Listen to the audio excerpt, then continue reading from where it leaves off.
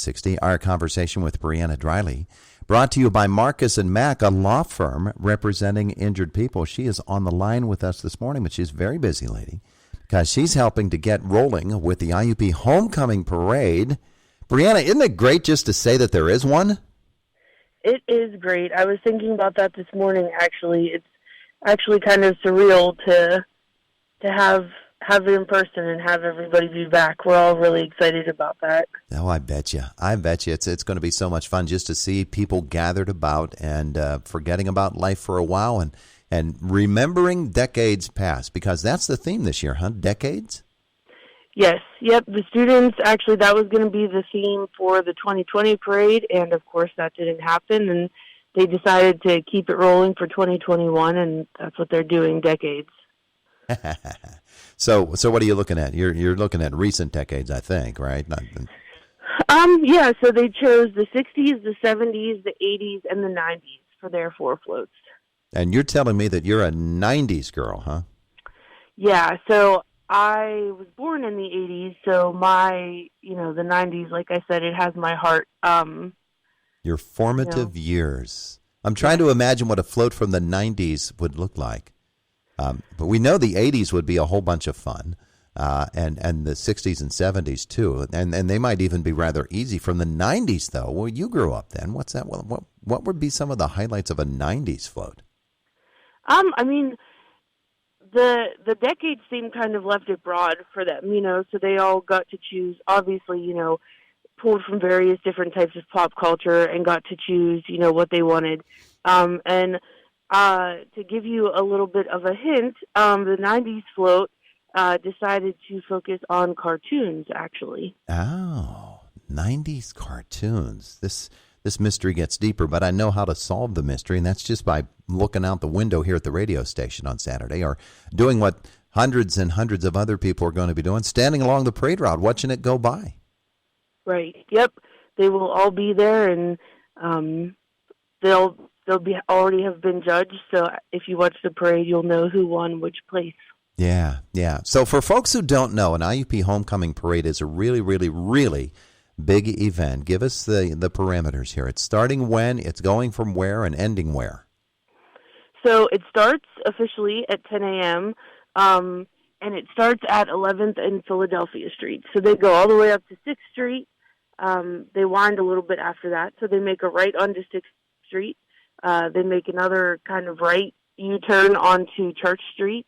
They go down to Oakland Avenue, and they make that left, and they end at 11th Street, where 11th Street meets Oakland Avenue, right there by the Oak Grove. And it is such a Indiana County type of event. You've got, of course, the IUP Marching Band. They're terrific as always, but you've got, how many high school bands do you have coming for this? So we have the IUP Marching Band, of course, and we have 7 high school marching bands. Wow.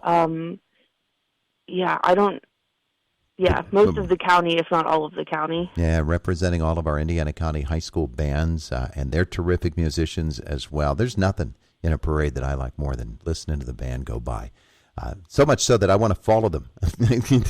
Rather than waiting for the next band to come up, I want to follow them and then go back and pick up the next band. But that's a great thing about a parade. There's so much variety in a parade, isn't there? Right, yeah, and we space the bands out, so as soon as one band finishes and walks past, you got a few more units, and then here comes another one. So yeah, it'll be full of music for sure. What else can we look forward to with the IUP Homecoming Parade on Saturday? So like I said, we've got the floats, which are always a huge, huge attraction. The marching bands, we have some of our marching units, our twirlers and baton, our kids units, the dancing units, the football, Pee Wee football, all of that stuff. We've got some of the Sarah Queens, and a lot of organizations from IUP marching and driving through the parade, and a lot of community organizations. And we'll have our deans and all of our dignitaries will be there with the Crimson Court representative from each of their colleges. Yeah, the deans and dignitaries. Mm. That sounds terrific. And of course, there's so much more that happens with the parade, and we're so looking forward to all of it. And so there will be traffic restrictions, of course, in downtown Indiana on Saturday morning as we get set for the homecoming parade. And of course, the weather is always a factor. And Breanna, you've got a really good weather day coming on Saturday, too. Yeah, I am trying not to jinx myself, but yeah, it looks like perfect homecoming weather for sure. Yeah, absolutely. We should explain to folks, too, about the floats. We were talking about them to start the segment this morning. The floats, who actually puts together the floats, and what is the aim of them?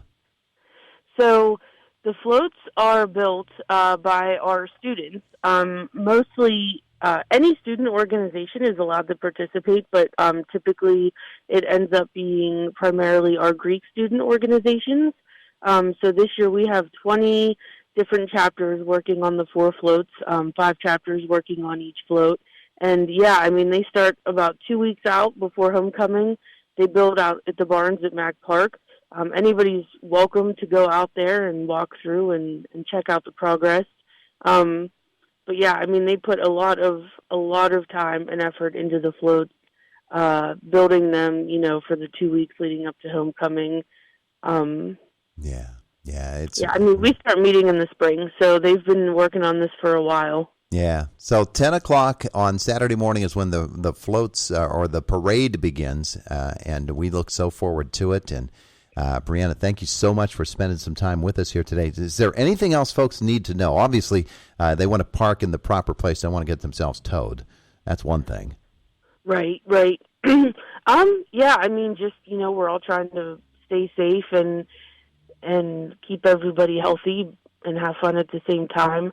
But yeah, definitely, obviously Philly Street will be blocked off and, make sure that they're going around those road blockages. But yeah, like I said, we're just really excited to be able to do it again in person. It wasn't the same last year. Yeah, absolutely right. Good stuff happening. Breanna Drylie, thank you so much for spending some time with us today. Look forward to Saturday and, in fact, to the entire IUP homecoming weekend.